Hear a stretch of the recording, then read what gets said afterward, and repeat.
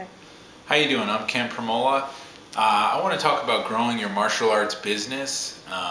Just talk about a few things, not necessarily any great tips or anything like that, but I just think the philosophy behind it is unique and hopefully helpful to you. If you have any ideas, just put it on the comment box below. If you have any other suggestions on how to grow schools, I think this video could be a nice forum to share your thoughts.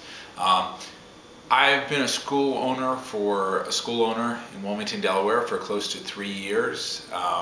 I took the school over. A school had shut down. I didn't start out with too many students, but what I had to do was kind of recycle a lot of the individuals, because people had different things they did or different style, and I wanted to make the program my own program and instill the values that I instill, that I believe I have. So that process took a while to make sure I had the right students, make sure I had everything straight in terms of the cleaning, billing, everything. And now it's starting to, I'd say the business is about threefold than where it started, and it's continuing to grow. Some of the things I do to grow the business is always talking to people, handing out flyers, word of mouth, trying to lead by example in terms of my teaching. The school's open 7 days a week. We have classes, so I try to be there about 99% of the time. Teach, answer questions, help. Keep it honest, keep it fair, keep it clean, no cursing, low stress environment. People come to the class, they leave, they're there to learn, and that should be the goal. I'm not too big on free stuff. I've tried trials like that, but I don't think jiu-jitsu necessarily should be free. I think to make a school work, you have to be a hardworking person, and you have to be dedicated, and you have to be patient. And it takes a lot of time to get the right people there, but if you're competent and confident in yourself, those people will come. You have to worry about your school, your students, making your students happy, making your students better.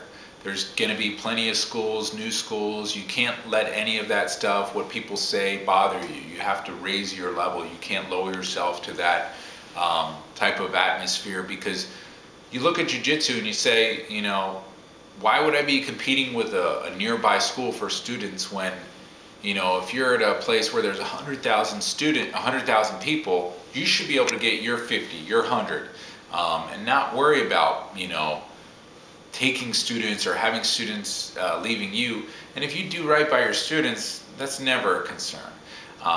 So, you know, that type of politics, that type of thinking is the wrong way to think. You have to think about the new student, the person you're going to introduce to jiu-jitsu or whatever your program has, you know, your martial arts program. So keep it real, keep it honest, get the people you want in, make sure people don't affect other people. You always want to make sure everybody's happy at all times, or most times.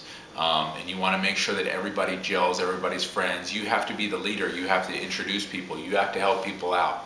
You have to take on a lot to be a good leader.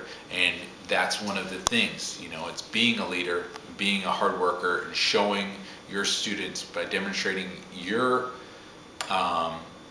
the way that you live your lifestyle, the way that you're there, the way that you teach, the way that you're consistent.